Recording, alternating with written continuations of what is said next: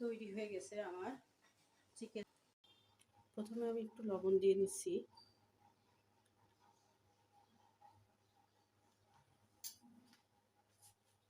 এরপর একটু লেবুর রস দিয়ে নেব, দিয়ে এটাকে আমি প্রথমে হালকা একটু ফ্রাই করে নেব।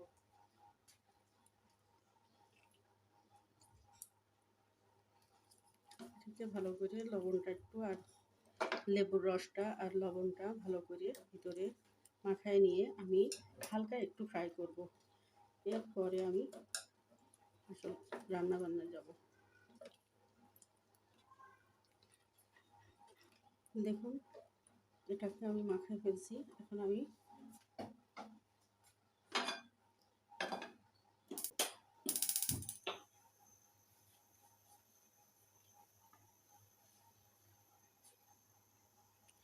হালকা তেল দিয়ে একটু ভেজে নেব।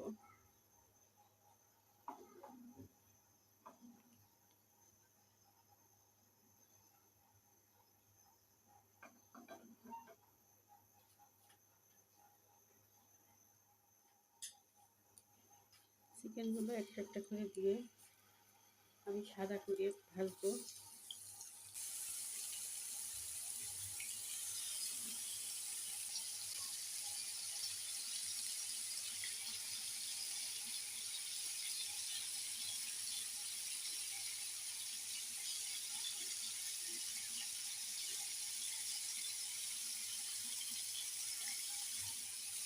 হালকা ব্রাউন হলে আমি এটাকে, দেখুন আমার চিকেনটা কেমন ব্রাউনিশ কাঁচা সেটা আমি এই পর্যায়ে আর ভাজবো না। এটাকে নামিয়ে এখন আসুন আমরা দেবো সাদা তেল দেব,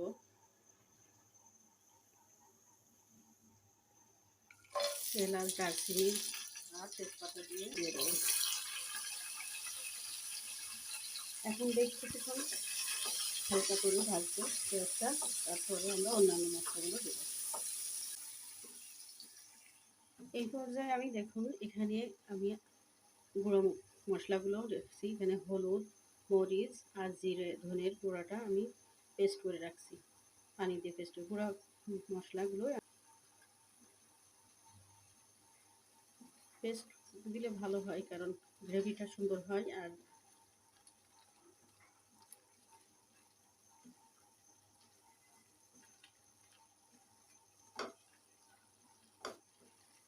চিকেন রেজালা বিয়েবাড়ির চিকেন পরিবার আমার রান্নাটা পছন্দ করে। আপনারা এইভাবে রান্না করে একবার ট্রাই করে দেখবেন।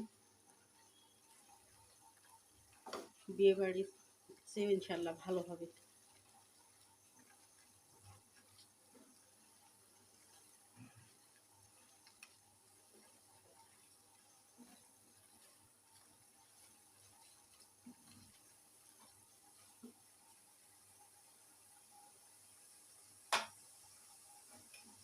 পরিমাণ মতো স্বাদ যতটুকু লাগে ততটুকু লবণ আপনারা দিয়ে নেবেন। আমি এখানে পরিমাণ মতো দিয়েছি, পরে লাগলে আপনারা আরেকবার দিতে পারবেন, চেখে দিয়ে তারপরে লবণের বিষয়টা যার যার মতো স্বাদ অনুযায়ী দিবেন। কষে গেছে দেখুন, এই পর্যায়ে আমি পানি দেবো একটু, আর একটু কষানোর জন্য।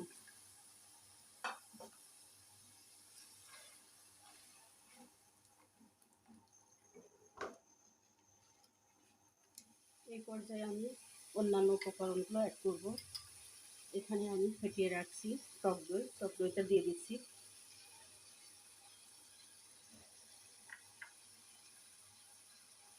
আর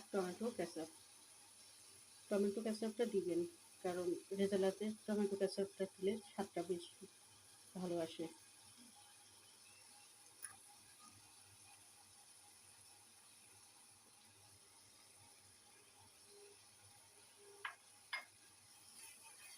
আমি একটু পানি অ্যাড করে দেবো। আমি রান্নাতে একটু বারবার পানি দিই, কারণ একবারে পানিটা আমি দিই না সাধারণত।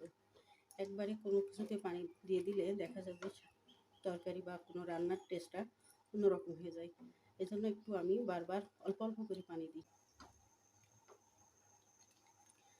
তরকারি ভালো হওয়ার বা কোনো রান্না ভালো হওয়ার মূল মন্ত্র হচ্ছে রান্নার কাছে দাঁড়িয়ে থেকে রান্নাটাকে পর্যালোচনা যাদের শখ তারা কিন্তু কষ্ট করে, আর যারা দায় ছাড়া কাজ করে তারা কোনো রকমই রান্না করেই।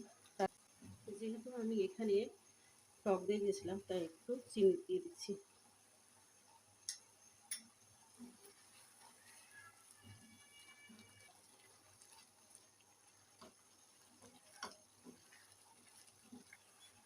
এই পর্যায়ে আমি চিকেনটা দিয়ে দেবো, দিয়ে আর একটু চিকেনের সাথে মশলাটা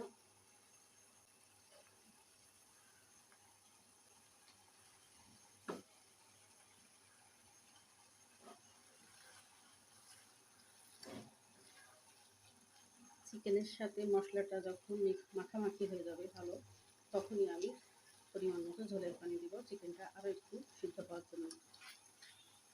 এরপরে আরও কিছু মশলা লাস্টের দিকে।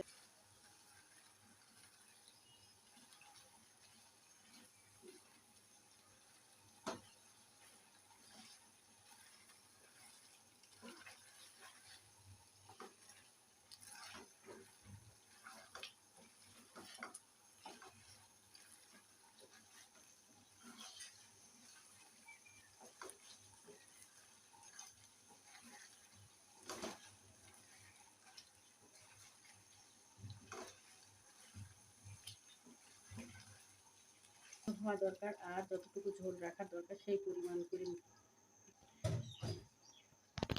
চিকেনটা সিদ্ধ হবে। এরপরে শেষের দিকে আমি আরও কিছু মশলা অ্যাড করব, আপনারা আমার সাথে থাকবেন এবং শেষ পর্যন্ত দেখবেন আশা করি। আমার চ্যানেলটা যদি কারো ভালো লাগে, মুক্তির রান্না বান্না যদি ভালো,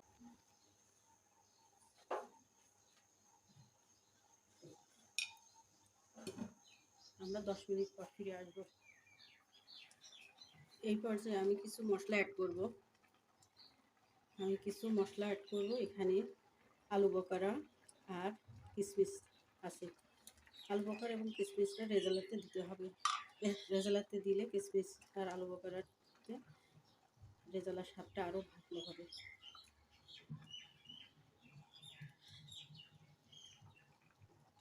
কিন্তু একটু শাহী ভাব আসবে, বিয়ে বাড়ির মতো ভাব আসবে, রান্নাটা বেশ মজাদার হবে। ঘিটা আমি লাস্টে অ্যাড করব, আর একটু গরম মশলা।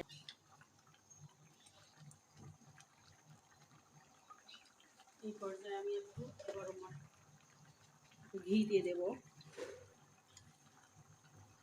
ঘি দিলে বেশ শাহী ভাব আসে, আর তাছাড়া টেস্টটা খুব মজা হয়, ঝোলটা খুব ভালো লাগে। আর আমি একটু গরম মশলা অ্যাড করব, সামান্য গরম মশলা অ্যাড করব, সামান্য একটু গরম মশলা অ্যাড করব।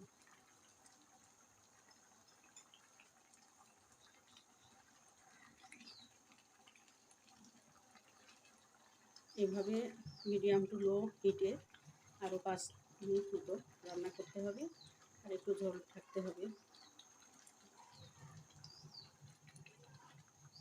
ঝোলটা একটু সামান্য কমবে।